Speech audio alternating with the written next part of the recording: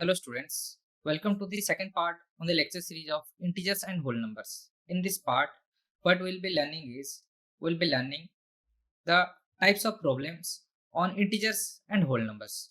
Okay, so before learning the types of problems on integers and whole numbers, let's quickly recap about what we had previously learned. So, in the previous lecture, what we had learned was the types of numbers. What are the types of numbers? That are natural numbers, whole numbers, and integers. What are natural numbers? We learned that 1, 2, 3, 4, 5, 6. These are the natural number series. Okay, so on. And what were whole numbers? These were nothing but an extension of natural numbers, that is 0, 1, 2, 3, and so on. Okay. And integers were also an extension of whole numbers. How? It is 0, 1, 2, 3. That is the whole numbers were there. And the negative counterparts of natural numbers were also there. Okay. -2, -3. These were also there. So these are integers. Okay. And we had also learned that what kind of properties do integers possess. Okay. So the closure property of addition told us that if a is an integer and b is an integer, then a plus b is also an integer. Okay, is equal to c, then this is also an integer. And we learned that for multiplication the same holds, that is a into b also is equal to c. Then if these two are integers, then this will also be an integer. And the commutative property of addition and multiplication told us that if a plus b is equal to c, then this is also equal to b plus a. That is, the order doesn't matter in terms of addition. Okay. And for multiplication, what we learned was if a into b is equal to c, then also b into a is also equal to c. Okay. So here also the order doesn't matter. Okay. And the associative property of addition and multiplication told us that if a plus b plus c is equal to d, then this is also equal to a plus b plus c. Okay, this is also the same. And for same goes for the multiplication part, that is a into b into c is equal to a into b into c. Okay.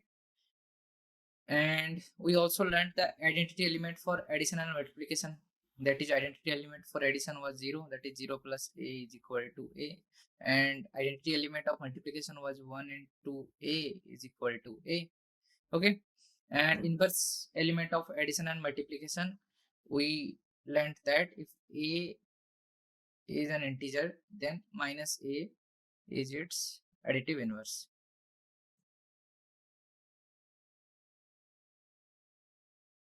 Right. And if a is an integer that is not equal to 0, then 1 by a is its multiplicative.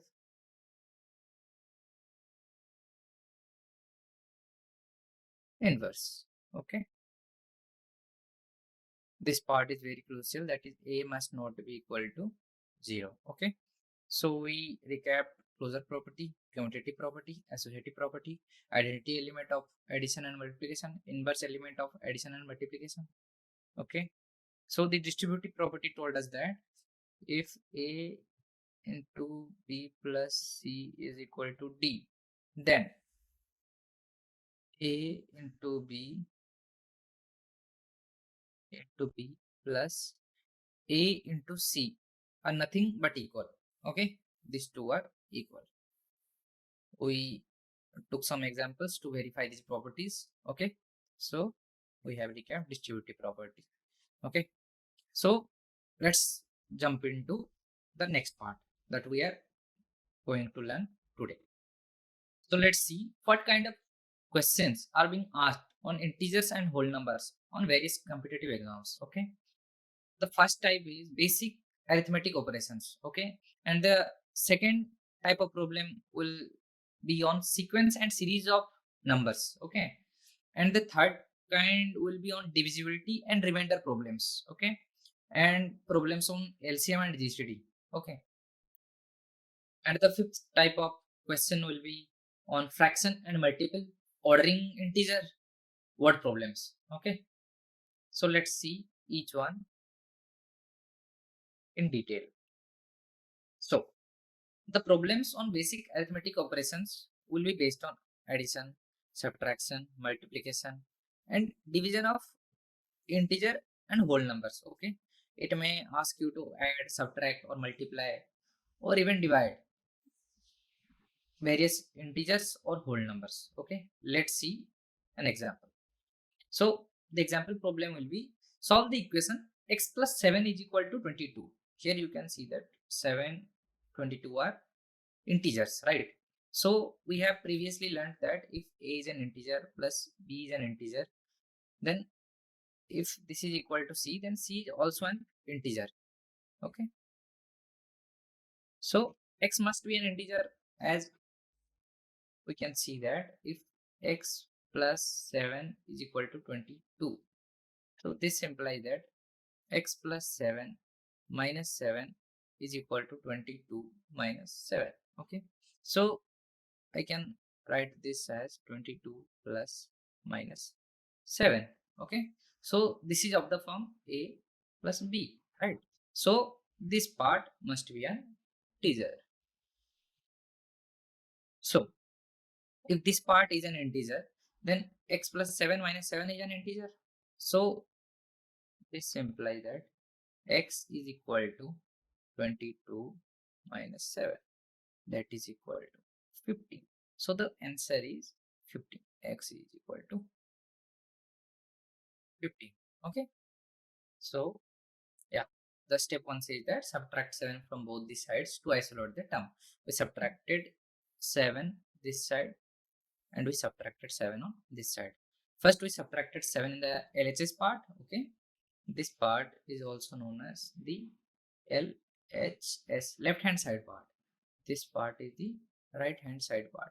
Whatever we subtract from the left side, we subtract the same on the right side. Okay, and this is how we got the answer, x is equal to 15. So the solution to the equation is x is equal to 15. Okay, so the second type of problem was number series and sequence problem. Okay, so in this part what is crucial is identifying the patterns. Okay, this is very crucial because this is what that will make your life easier if you are asked this kind of questions. Okay, so let's see an example problem. So in this example problem, what we can see is a number series problem. Okay, so we have 3, 6, 9, 12. Okay, we want to know that what will be the next number. Okay, what kind of pattern is being followed here. So let's see the first two numbers, that is 3, 6. We know that 3 plus 3 is equal to 6 and 3 into 2 is equal to 6. Let's see the second and third number, that is 6 and 9. What kind of relationship do they possess? So 6 plus 3 is equal to 9. Let's see the third and fourth number, that is 9 plus 3 is equal to 12. So we can clearly see a pattern here. Okay, this is not the pattern. This is the pattern. Okay, so 6 plus 3 is equal to 9. Okay, and 9 plus 3 is equal to 12. So the pattern is that the next number that comes in the series is being added by 3. Okay, so if 12 is the last number, the next number will be 12 plus 3, that is equal to 15. So 15 will be the answer. Okay, so you can see here that the series is increasing by 3 each time to find the next number and add 3 to the last number in the series. Okay, so 12 plus 3 is equal to 15. So the next number in the series will be 15. So the third type of problem that is being asked is on divisibility and remainder problems. Okay, so let's see an example. So find the remainder when 2, 3, 5, 6 is being divided by 7. Okay, we can do the long division here. 23, 56. So this is 7, right?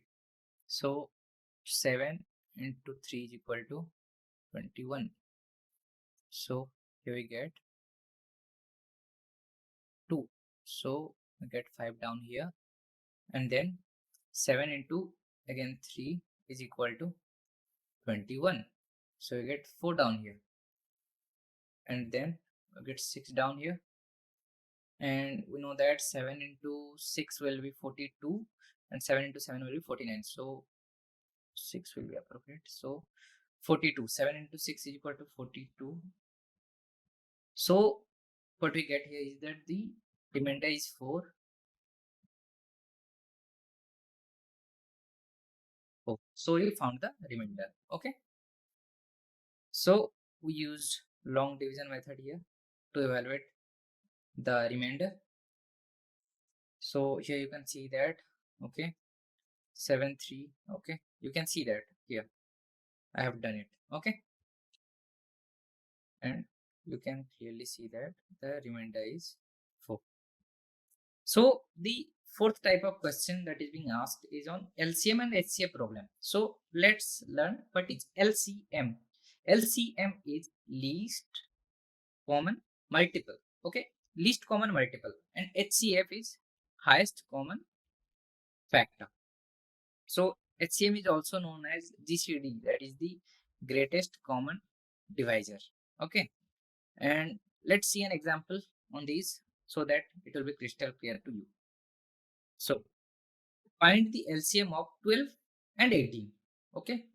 In order to find the lowest common multiple, what we need to do is we need the list of multiples of each number, okay. So here you can see that we have the list of multiples of 12 and 18, that is 12 into 1 is equal to 12, 12 into 2 is equal to 24, then 12 into 3 is equal to 36, and 12 into 4 is equal to 48, and then 60, okay. And multiples of 18, that is 18, 36, 54, 72, and 90. So but you can see here that lowest common multiple, okay. So 12's multiples are 12, 24, 36, and multiples of 18 are 18, 36, 54. So what is the lowest common between these two? This is the lowest common between these two. So we listed the multiples, the lowest common multiples, okay. So this is the lowest common multiple. That is why LCM of 12 and 18 will be equal to 36, okay. Smallest common multiple, that is 36, okay. So we found the answer. So the fifth type of question is on factors and multiples. So let's see the example problem, that is list all the factors of 24. So the first step will be to make a list of numbers. When we divide 24 by that, we get 0 as remainder, okay. We start with 1 and check each number up to 24, okay. Here you can see that the list of factors are 1, 2, 3, 4, 6, 8, 12, 24.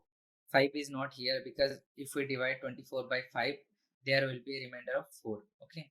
And if we divide 7, okay, divide by 7, then we'll be left with 3, okay. So thus these reminders are not equal to 0.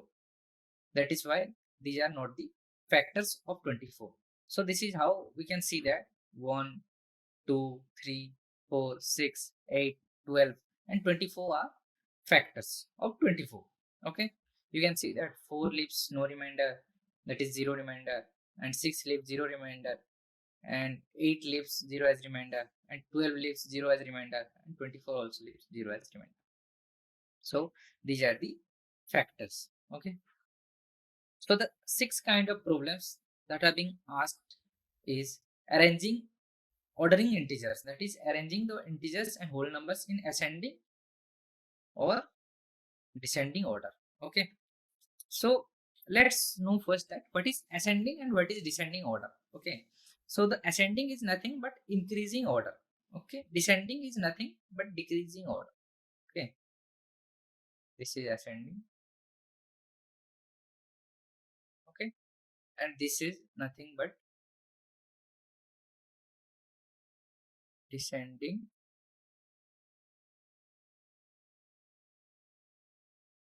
decreasing order.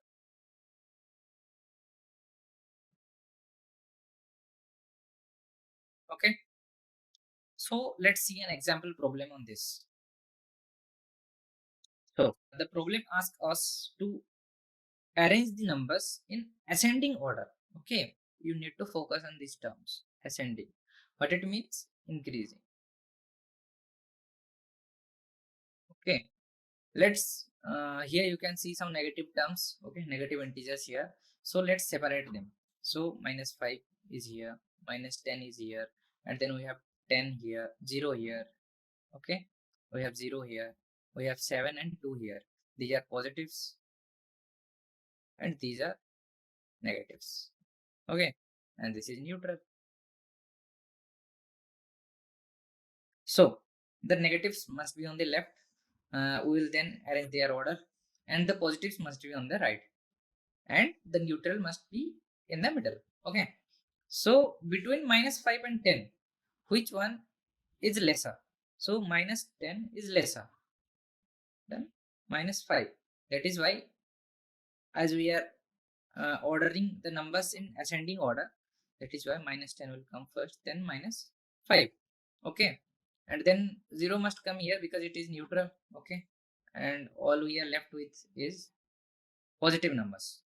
Okay, so between the positive numbers 7 and 2, which is greater? We know that 2 is lesser than 7, so 2 must come first, then 7.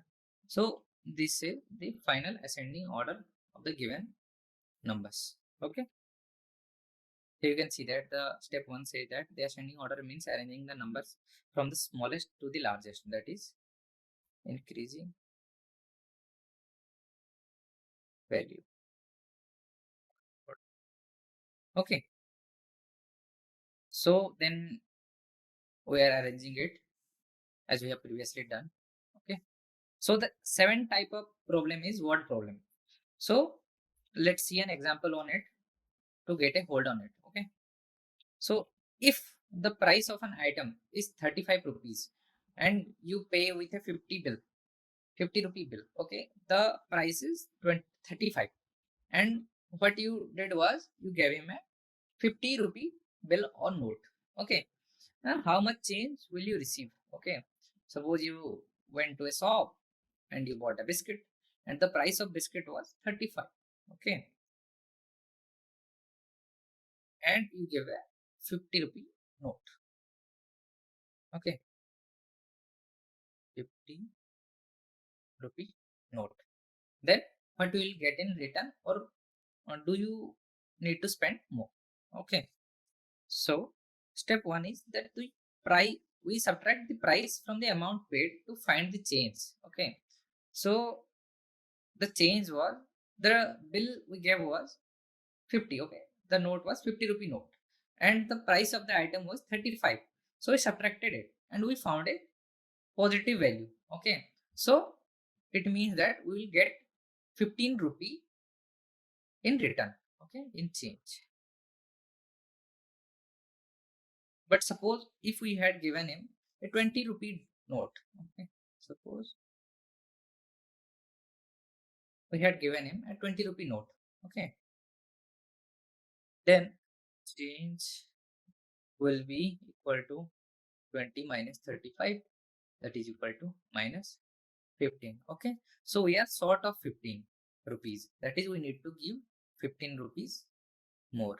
Okay, in this way, if we are getting a negative value here, then we need to give that amount as more, and if we are getting a positive value here, then that is what we will get in change. Okay, so let's see. Yeah, you will receive 15 in change. So let's quickly recap the lecture what we have learned today. Okay, so we found a problem on basic arithmetic operation, number series and sequence problem, divisibility and remainder problem. Okay, LCM and GCD problem, fraction and multiple problem, and ordering integer problem, and word problem. Okay, so the first problem was something like this: x plus 7 is equal to 22. So we recalled the closure property of integers.